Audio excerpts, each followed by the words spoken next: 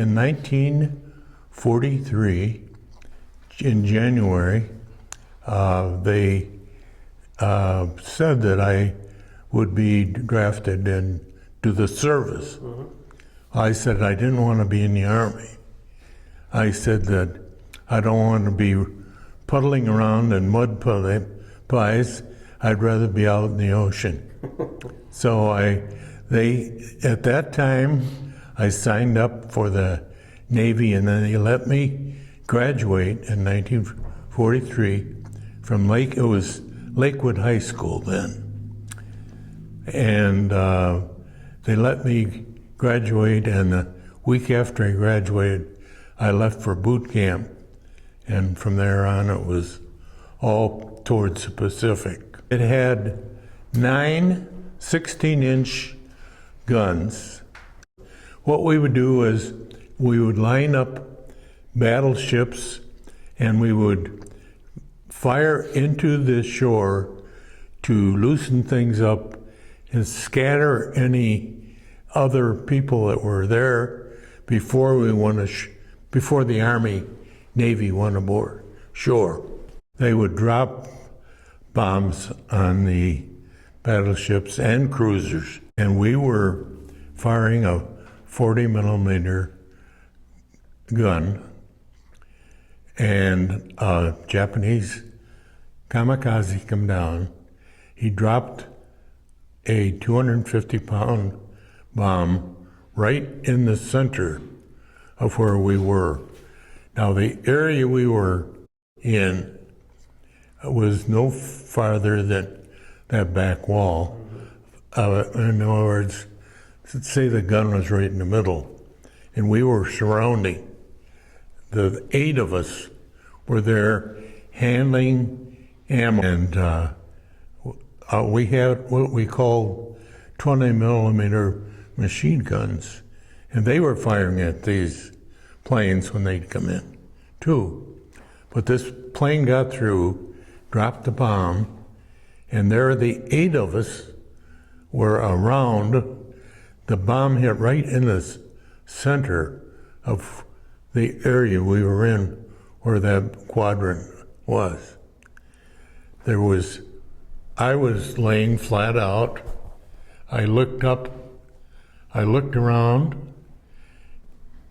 All 7 of the men were dead, except me. I was the only one that survived, and I never had a scratch. And everybody else was gone. I'll never forget this in my whole life. But this is when you were talking about something that would happen. That's something that I will never forget. It was just almost impossible for me to realize when I looked around that the other 7 were dead and I was the only one alive. And the only thing I could do is that I was brought up as a Christian person, that I had been praying that God would protect me. And that's the only thing I could do, is give credit to God for bringing me through that particular occasion. Well, it just was similar to having all the Japanese planes trying to knock us out.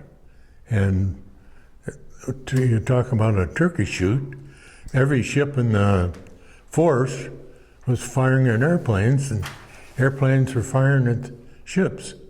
So you talk about a turkey shoot.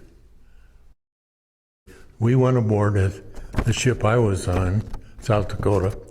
We had I don't remember how many, maybe 10 sailors that went aboard the Nagato. In other words, we had a small boat, that destroyer, that took us alongside, and we went aboard, and they had a small crew of Japanese that stayed aboard. The rest all were evacuated when they signed a peace treaty. But we went ashore, and we took over and got a signature from the men in charge that we had taken the ship over. And at that time, like I say, I operated on my own, and we had the opportunity to do it. So I saw this flag, Japanese flag, hanging from the yard arm, and another buddy and I went up, took the flag down. That is the flag. Why don't you pull it out? We'll get a formal picture of that, but that's amazing. Yeah. See, here's where they hooked it to the yard arms.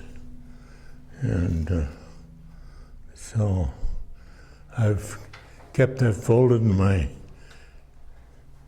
house since I got home. When Eisenhower was president, he was Missouri. They were going to, at the first indication, they were going to sign the peace treaty aboard the USS South Dakota. And Eisenhower said no, they're going to sign it on the Missouri.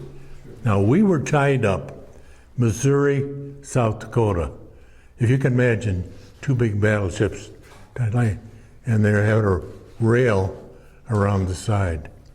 And this was the official signing of the peace treaty that the war was over. And we weren't going to see any more shooting or firing or anything. Yesterday they celebrated the 70th anniversary of D-Day. You sat home, you probably watched it on television. Or I it. saw some of it. What was your feeling? Well, it's a hard thing to explain. I mean, it's just like a load on your shoulders. You know, you remember. Your remembrance is like a load of something on your shoulders. Even though it's all over with, it's something that you will never forget. And I'm sure that every serviceman that was on either side, on the European side or on the Pacific side, there were days and there were weeks, there were months of things that happened that will never leave their minds.